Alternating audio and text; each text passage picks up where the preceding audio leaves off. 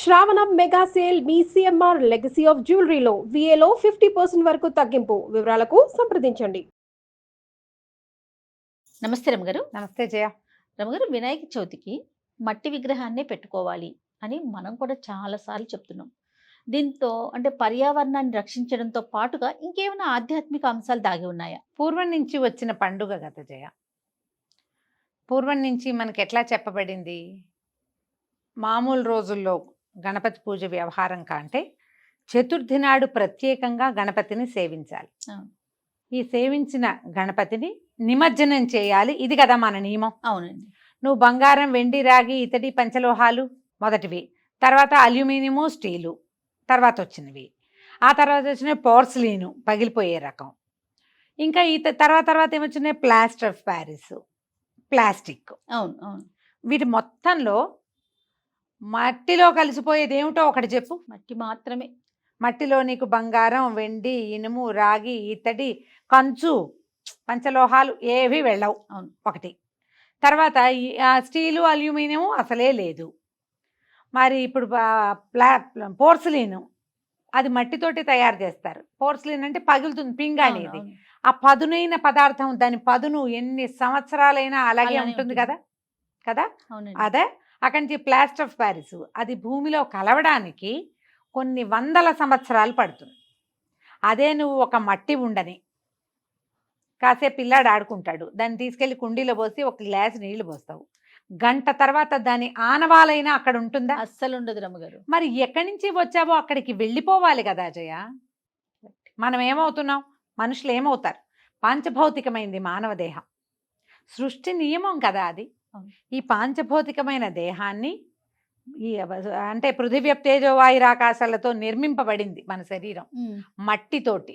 ఇందులోనే నిప్పు ఉంది, ఆకాశం ఉంది, గాలి ఉంది, దాంతోటే కదా మనం బతుకుంటాం. అవునండి. నీరుంది. ఇది మనం కాల్చో పూడ్చో లేదా అలాగే వదిలేస్తే క్రమంగా ఇదంతా కొన్నేళ్లకి కలిసిపోతుంది. ఈ లోహాలన్నిటికంటే తొందరగా కలుస్తుంది కాదు. అవును. పూర్తి చేశారనుకో మెల్లిగా వెళ్ళిపోతుంది. బోన్స్ అవి కరగడానికి కొంచెం సమయం పడుతుంది, అంతేనా? ఇప్పుడు అలాగే మనం ఈ పూజ కోసం ప్రత్యేకంగా నిజాన్ని చూడు, ఇది ఒక క్షుద్రమైన విషయంలాగా వినపడుతుంది. బేసిక్ రూల్ అదే కదమ్మా, దాన్ని అర్థం చేసుకోవాలి మనం. ఈ పూజ కోసం ప్రత్యేకంగా మామూలుగా చవితిని శూన్యతిథి, అది మంచి తిథి కాదు. చవితి నాడు ఏ పనైనా చేస్తామా మనం? చవితి పనికిరాదు, ఏ పనికి పనికిరాదు. ఏ పనికి పనికిరాని చవితి నాడు ఈయన జన్మించాడు, ఆ రోజున ఆయన ఏర్పరిచారు. లేదా చవితి నాడే ఈయనకి గణాధిపత్యాన్ని ఇచ్చారు అనుకుందాం, విఘ్నాధిపతిగా ఈయన చేశారు. ఓకే. ఇప్పుడు ఈ ఒక్క ప్రత్యేకమైన, అది కూడా ఏమిటి, భాద్రపద శుద్ధ చతుర్థి నాడు మాత్రమే మనం ఈ ప్రత్యేకమైన పూజ చేసుకుంటున్నాం. దీనికోసం సంవత్సరం అంతా మనం ఆయన ఆరాధన ఈ ప్రతిమలతోటి చేయక్కర్లా. ఆయన ఏం చేస్తాం, హరిద్రాబింబంలో చేసేసుకుంటాం, పసుపు ముద్దలో. అవును రమ్మగారు, అదొక విధానం అనుకో. ఇప్పుడు దీనికోసం ఏంటి, చక్కగా ముఖము, అన్ని అవతార స్వరూపం, ఆయన ఎలా కనపడతాడని మనకి పురాణాల ద్వారా తెలిసిందో ఆ స్వరూపాన్ని వెలయించుకుని కన్నులారా చూసి చేతులారా సేవించుకుని చక్కగా అన్ని రకాల పదార్థాలు చేసి మంచి మంత్రాలతోటి, ఋగ్వేద మంత్రాలతోటి, కొన్ని మామూలుగా అన్ని చోట్ల మొదలెట్టగానే గణానాంత్వ గణపతిగం హవామహే ఋగ్వేద మంత్రం మామూలు వాళ్ళు కూడా చదివేస్తారు, అందరూ పిల్లలు కూడా నేర్చుకుంటారు. కొన్ని చోట్ల అయితే ఈ పిల్లలకి కథలు నేర్పించే కొన్ని చిన్న చిన్న గ్రూప్స్ ఉంటాయి, వాళ్ళు అసలు పిల్లలకి నోటి నేర్పిస్తారు. గణపతి అథర్వ శీర్షం అని ఇలాంటి వాక్యాలతోటి చెప్తారు దాన్ని, ఆ పేరుతోటి. ప్రధానంగా మనం పూజించే దైవం ఇన్ని మంత్రాలతోటి చక్కగా పూజ చేసుకుని, ఈ చవితి మామూలుగా అంత చక్కని తిథి కాదని భావించబడే చవితి యందు ఇంత విశేషంగా సేవించుకుని ఇన్ని రకాలు చక్కగా వండిపెట్టి నలుగురితోటి స్నేహాన్ని నేర్పుకుని ప్రసాదాన్ని అందరికీ పంచిపెట్టి, నాయన మళ్ళీ వెళ్ళిరా, మళ్ళీ వచ్చే సంవత్సరం ఇదే రోజుని నిన్ను సేవించుకుంటాము అని ఆయనకి చెప్పి నిమజ్జనం చేసేస్తాం. ఈ నిమజ్జనానికి అయితే కుదిరితే జలాల్లో, నీళ్లలో, లేకపోతే భూమిలో. అసలు నిమజ్జనం చేయటం అనే ప్రక్రియ ఒక్కడికే గణపతినే నిమజ్జనం చేస్తాం. గణపతి ఇంకెవరికి నిమజ్జనాలు లేవు కదా. కొన్ని చోట్ల జేజీ కూడా నిమజ్జనం చేస్తారు. ఆ జేజీని కూడా మట్టితోటి నిర్మించిన జేజీ అయితేనే. అవును, మనం ఏం చేసాం క్రమంగా మనం Class లో. అందాలు ఆడంబరాలు ఒకరికి అలంకారాల మించి ఒకరు కోసం. చెయ్యాలని చెప్పి కదరమ్మ గారు నిన్న ఎంత పోటీ ఆల- పడుతున్నాం. ఆలంపూర్ వెళ్తున్నాం జయ ఆ. కార్లో వెళ్తుంటే గణపతి విగ్రహాలు హైదరాబాద్ నుంచి బయట ఊళ్ళకి తరలి వెళ్తున్నాయి. అసలు కొన్ని చోట్ల వైర్లు పట్టేసినాయి, అంతంత ఎత్తెత్తు విగ్రహాలు. అవును. ఆయన ఒకడు ఆగిపోయాడు, ఒక ట్రక్ ఆయన 6 గంట స్లో అయిపోయింది డ్రైవ్. ఉమ్. ఏమైంది యాక్సిడెంట్ కాదు, గణపతి పట్టేసుకుని ఉన్నాడు పైన ఆ వైరుకు పట్టుకుని. చూడండి మరి. ఒకదాన్ని మించి ఒక ఆడంబరం చేస్తున్నాం. ఇది ఎందులో కలుస్తుంది? ఉమ్. ఇందులో మీరు వాడేటువంటి ఈ పదార్థాలన్నీ ఎక్కడికి వెళ్తాయి?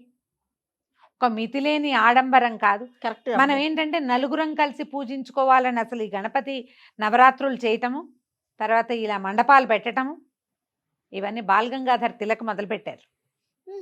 గణేష్ పండగ చేయటం. అప్పుడు అదేమిటి మన స్వదేశ స్ఫూర్తి, మన జాతీయ స్ఫూర్తితోటి మొదలుపెట్టిందే, ఉద్యమ స్ఫూర్తితోటే ప్రజలు కలవడానికి ఇది ఒక ఆసరా ఉంటుందని స్టార్ట్ చేశారు. బాంబే ఆ వైపంతా ఇట్లాగే మొదలు పెట్టారు. ఇప్పుడు ఇది క్రమంగా పెరిగిపోయి వీళ్ళకంటే మేమెక్కువ వాళ్ళకంటే మేమెక్కువ, మధ్యలో గణపతి యొక్క స్వరూపాన్ని మార్చేసి సినిమా వేషాలు వేయించి గణపతి తోటి గణపతిని కూడా గణపతి లాగా పెట్టరు. ఎంతసేపు ఏదో వెరైటీగా చేయాలని మనమే ఎక్కువ ఆటలు ఆడుతున్నాం దేవుళ్ళతోటి. కరెక్ట్ అండి. ఈ పనులన్నీ చేస్తాం. దాని బదులు మనం మట్టి గణపతిని పెట్టుకున్నాము. కొంచెం ఇంత చిన్నవాడు కదా, కాస్త అంత పెద్దవాడు చేయగలరు మట్టితోటి. అది కూడా మెల్లిగా కలిసిపోతుంది క్రమంగా.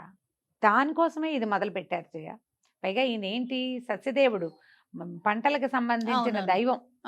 మనం ఇది పూజ చేసుకున్నాము, 9 రోజులు పూజించి లేదా 5 రోజులు పూజించి 3 రోజులు ఒక్కరోజే ఈ మంత్రపూతమైన ఈ మట్టిని ఏం చేస్తాం, స్వామిని తెచ్చుకుంటే ఇందులో ఆవాహన చేస్తాం, అర్చన చేస్తాం. గణపతిని ఆవహింపచేసిన మట్టిని మన పొలంలోనో మన నదిలోనో పెడితే ఇది శక్తి వెళ్తుంది కదా కొంత అందులోకి. అది కదా మనకు ప్లస్ అవ్వాలి. మనం అది మానేసి వేరే వేరే వ్యవహారాల్లోకి వెళ్తున్నాం. ఇక దాన్ని మార్చలేం. ఇది చాలా పెద్ద రివల్యూషన్ వస్తే గానీ ఇది మార్చరు. అవును, ఈ పద్ధతులు మారవు. ఇక ఎవరి గోల వాళ్ళది. దీని మీద బతికే వాళ్ళు చాలా మంది అయ్యారు కదా. గణపతి విగ్రహాలు తయారయ్యే సంవత్సరం అంతా చేస్తూనే ఉంటారు, అదే పని మీద ఉంటారు. ఇక వాళ్ళ జీవనాధారం ఇంకా అది భగవంతుడు అందులో వాడికి అన్నం పెట్టాడు అంతే. ఇంకా చేసేవాళ్ళు ఎవరికో, చేసేదేం లేదు. కనీసం మన ఇంటి వరకు మనం ఒక మట్టి వినాయకుడిని అపార్ట్మెంట్లలో చేసుకుంటాం, మట్టి వినాయకుడిని పెడదాము, మోతాదు మించి పెద్ద సైజు పెడదామని అనుకోవద్దు. పూజ సరిగ్గా చేయాలి, మీరందరూ కొట్లాడుకోకుండా ఉండాలి. చక్కగా అన్ని రకాల పత్రులు మనమే సేకరించేందుకు అపార్ట్మెంట్స్ గేటెడ్ కమ్యూనిటీస్లో సంవత్సరానికి ఒక్కసారి చేసే ఈ పండగ కోసం ఈ మొక్కలన్నీ పెంచండి. మీరు మరి ఎంత బాగుంటుంది, అద్భుతం కదా రమ్మ గారు. ప్రతి చోట ప్రకృతి వనాలు తయారవుతాయి కదా. అవును, అలా ఆలోచించండి, అప్పుడు బాగుంటుంది. ఈ విధానం మొదలుపెట్టిందే ఇందుకు.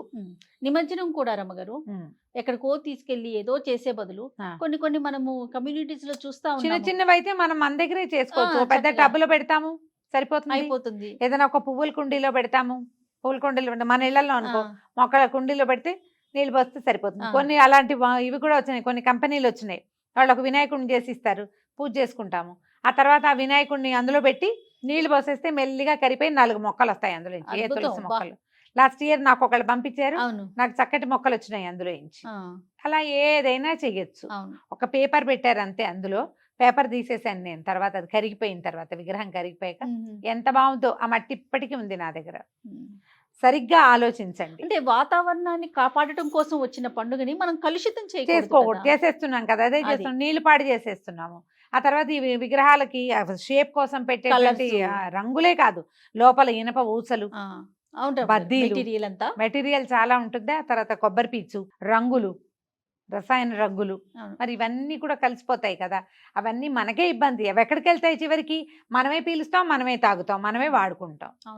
అది ఆలోచించాలి ఖచ్చితంగా. కొంచెం సంస్థలు ఆలోచించుకుంటే బాగుంటుంది. బాగా చెప్పారు. అయితే మనము ప్రతి పండుగకి ప్రతి దానికి కూడా పసుపుతో వినాయకుడిని చేసుకుంటాం. ఇప్పుడు కూడా చేస్తాం రమ్మగారు వినాయక చవితి చేస్తాం. ఇప్పుడు కూడా మహాగణాధిపతి పూజకి నిర్విఘ్న పరిసమాప్త్యర్థం హరిద్రాబింబం పూజయామి అంటాం. ముందు చిన్న వినాయకుడిని చేసి పెట్టుకుని పసుపుతోటి ఈయన్ని పూజించి, తర్వాత పూజ అంతా సరిగ్గా అవ్వాలి, ప్రసాదాలు బాగా కుదరాలి, మనం బాగా వినిమయం చేయాలి, కథ అవి సక్రమంగా వినాలని ఆ పెద్ద పూజ కోసం ఈ చిన్న పూజ ఇప్పుడు కూడా చేసుకుంటాం. ఈయన గబగబా ఉపచారాలు, పంచోపచారాలు చేస్తారు, లేదా చకచక ఉపచారాలు చెప్పేసి ఈయన్ని పక్కకు పెట్టి బెల్లం ముక్క నివేదన పెట్టడం, ఈ పసుపు హరిద్రాబింబాల్లో ఉన్న స్వామిని పక్కకు పెట్టి అప్పుడు పెద్ద ప్రతిమ పెట్టుకున్నాం కదా, ఆ ప్రతిమని ఆవాహన స్థాపన అవి చేసి మళ్ళీ మామూలుగా పూజ చేసుకుంటాం, చేస్తాం ఇప్పుడు కూడా.